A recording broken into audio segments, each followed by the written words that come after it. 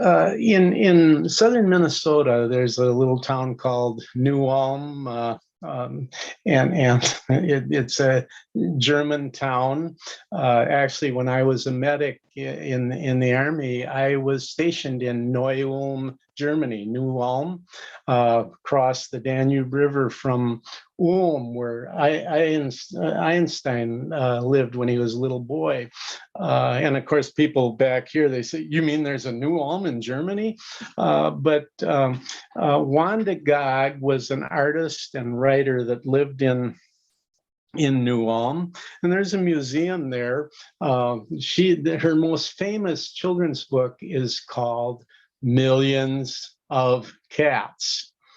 And I've got the book, which I couldn't find, but I also got the T-shirt, Millions of Cats. And the gist of the story is a little old man, little old woman, a grandma and grandpa who, were lonely because no grandkids, or they decided, well, she sent him out to get a cat. That would be a good companion for us. And he wanders all over, and she wants the prettiest cat he can find. And he happens on an immense field full of cats, and he can't figure out which one is the prettiest. So, well, I'll just bring them all back, and then we can decide. So they all follow him back. Along the way, they take all the grass off a hill, drink some lakes dry, because there's hundreds of cats, thousands of cats, millions and billions and trillions of cats, and that line comes up over and over in the book. It's like built as a call and response to, the teacher can read it or tell it, and the children, get into doing the line. And they get back, and she's horrified. How are we going to feed hundreds of cats, thousands? And they decide we're just going to have to pick the prettiest one. And, the guy goes out and says, "Okay, which one of you is the prettiest?" And the cats get into a horrendous fight. Just scares them both. They hide under the bed. And when they come out, all the cats are gone. And there's this one scraggly little kitten there, just sitting there. And they said, "What happened to the rest of them?" And the little kitten says, "Well, I guess they chased each other off." And, "Well, why are you still here?" "Well, because I knew when the fight started, I'm not pretty. I'm look at it." And the little old man and little old woman took the kitten in and, fed it and combed its fur, brushed its fur, and just started to care for it. And then they started to say, "Well, we think you're the prettiest cat in the world, and we should know because we've seen hundreds of cats, thousands of cats, millions and billions and trillions of cats."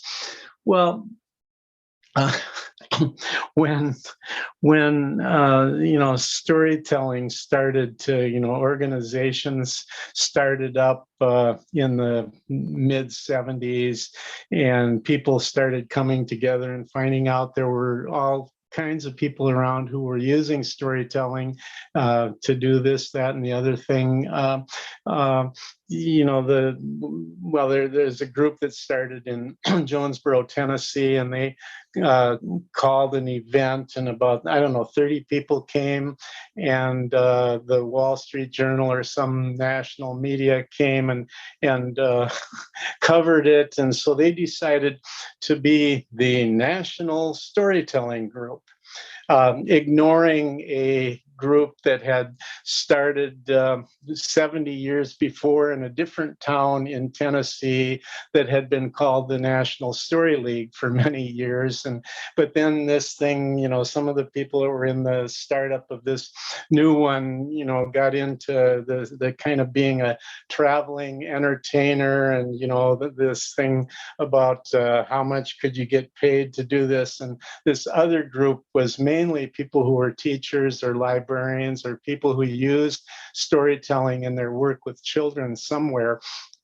And so there started to be a, well, they're just telling the children, I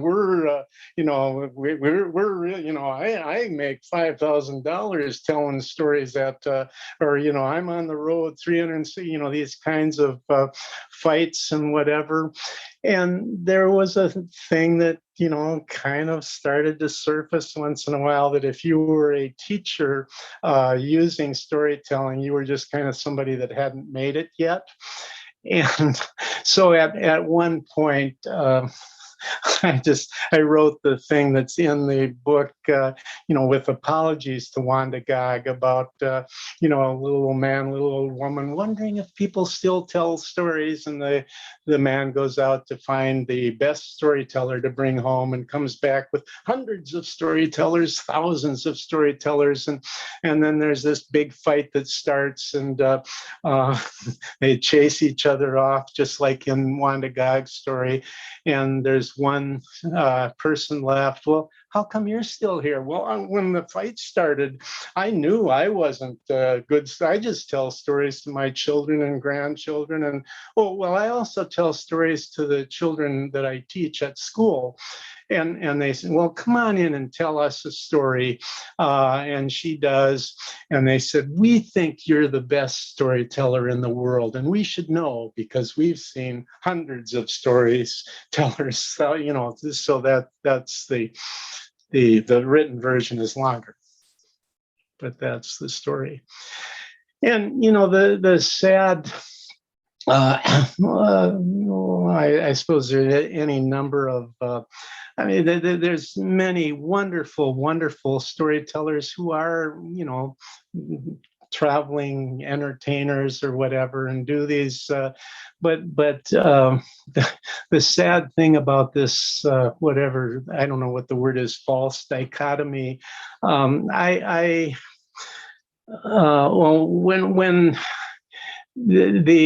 think this was the last cable access TV conference I went to. I was feeling like the bureaucracy of running the school cable system. It's the fear I had when I reluctantly took the job, but I wanted to get into the schools.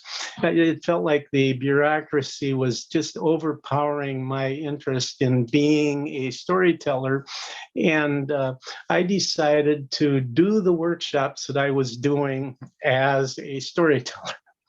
And it's been the same content, but I had become, just crushed and unable to see that's the best way to talk anyways. So I just consciously did a couple of workshops I was doing as if I was just telling stories.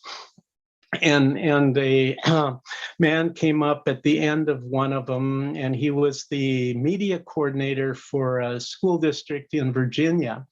And he said, do you do storytelling workshops? And I said, well, I do.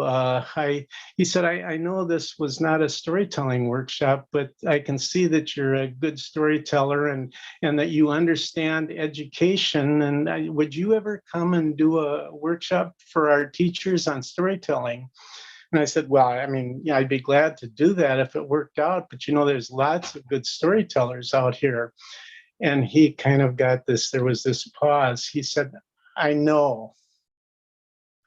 We just had two of the most famous ones come and do a workshop for the teachers, and they charged a lot of money. We decided to pay it because they were famous, but they just kind of did this show, and it was a great show, but they didn't have a clue about using storytelling in education. And it was a wonderful program, but it wasn't very helpful to teachers learning how to use it. And I said, well, I'm sorry that happened.